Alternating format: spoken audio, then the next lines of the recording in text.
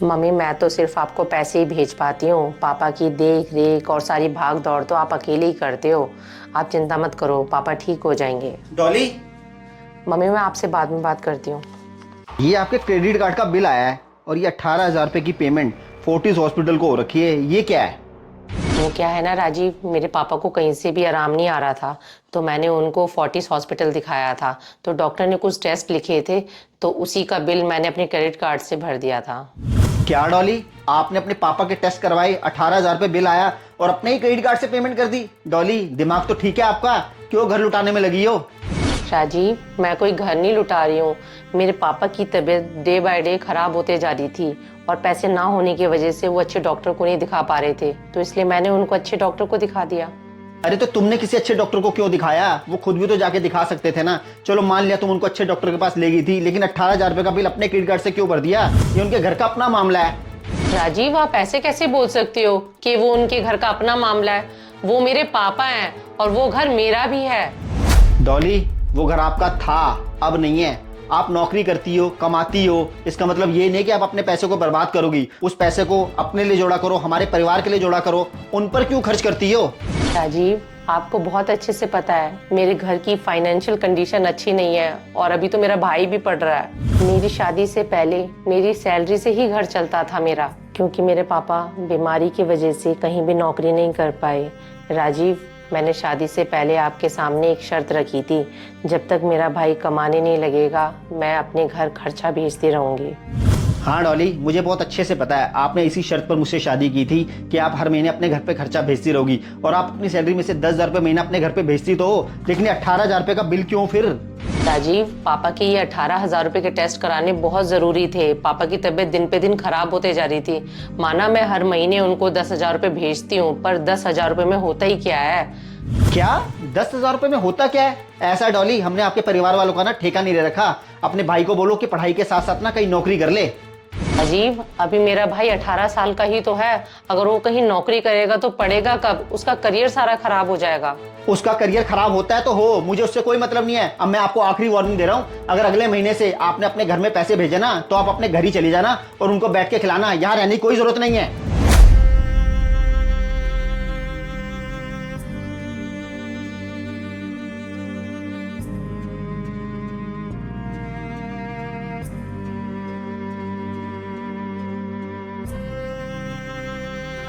क्या जीजा जी, 10 लाख रुपए चाहिए आपको? हाँ राजीव, आपकी बहन की किडनी ट्रांसप्लांट में 10-12 लाख रुपए का खर्चा आ जाएगा। मैं आपको 6 महीने तक लौटा दूंगा। वो तो कोई बात नहीं जिया जी, मुसीबत में तो अपने ही काम आते हैं। जिया जी, मेरे अकाउंट में भी 7 लाख रुपए पड़े हैं, मैं आपको 7 लाख ट्रांसफर कर देता हूँ। बाकी 3 लाख मैं डॉली से ले लेता हूँ। जिया जी आप चिंता मत कीजिए। डॉली, वो जीजा जी का फोन आया था, बहन का ना किडनी ट्रांसप्लांट करवाना पड़ रहा है, तो जिया जी कहते 10 लाख रुपए की जरूरत है, 6 महीने तक दे देंगे जिया जी। हाँ तो राजीव इसमें सोचने वाली बात क्या है? अगर आपके पास 10 लाख रुपए हैं तो दे दो जिया जी को। हाँ डॉली, मैं जिया जी को 10 लाख रुपए दे तो देता, लेकिन डॉली मेरे अकाउंट पे ना सिर्फ 7 लाख रुपए ही हैं। आप ऐसा करो, 3 लाख रुपए ना अपने अकाउंट से जिया जी को ट्रांसफर कर दो। क्या राजीव, मैं अपने अकाउंट से 3 लाख रुपए ट्रांसफर कर दूं जीजा जी को? आपका दिमाग तो सही है राजीव। अगर हमें अपने घर में जरूरत होती ना तो मैं 1 मिनट नहीं लगाती। वो तो दूसरे का घर है, वहां क्यों हम पैसे दें?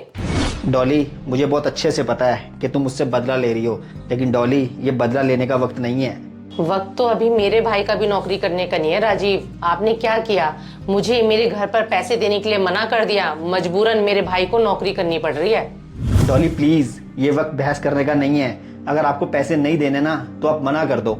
राजीव आप अपने परिवार की मदद करना चाहते हो ना, तो आप शौक से कर सकते हो, मैं आपको नहीं रोक रही हूँ। पर आपने क्या किया था राजीव, आपने ना खुद मेरे परिवार की मदद की और ना मुझे करने दी। एटलीस्ट मैं आपकी तरह तो नहीं हूँ। आई एम सॉरी राजीव, मैं आपको पैसे नहीं दे सकती हूँ। ठीक है डॉली, अगर आप मेरे परिवार की मदद नहीं करना चाहती तो मत करो।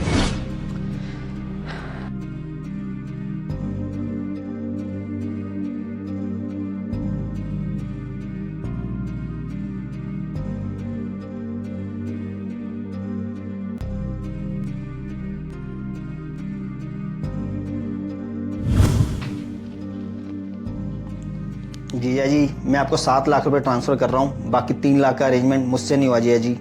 अरे और कौन सा अरेंजमेंट राजीव, मैंने आपसे 10 लाख रुपए बोले थे, 7 लाख रुपए आप ट्रांसफर कर रहे हो और मुझे 3 लाख रुपए डोली भाभी ने ट्रांसफर कर दिए हैं। क्या जीजा जी, 3 लाख रुपए डॉली ने ट्रांसफर कर दिए आपको? हाँ हाँ, डोली भाभी ने भी मुझे 3 लाख रुपए ट्रांसफर किए हैं। आपको बताया नहीं भाभी ने? हाँ जीजा जी, वो मुझे बता रही थी, लेकिन मैं टेंशन में था तो जीजा जी मैं सुन नहीं पाया था। ठीक है जीजा जी, रखता हूँ फोन।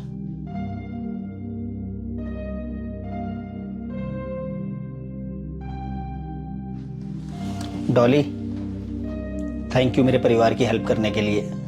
राजीव, वो आपका परिवार ही नहीं है, वो मेरा भी परिवार है। जितना हक आपका उन पर है ना, उतना हक मेरा भी है। हाँ डॉली, आपका पूरा हक है, लेकिन डॉली मैं खुद इस बात को समझ नहीं पाया। अपने परिवार में और आपके परिवार में मैंने बहुत भेदभाव किया और आपको आपके परिवार की मदद करने से रोका। डॉली, मैं अपने किए पे बहुत शर्मिंदा हूँ।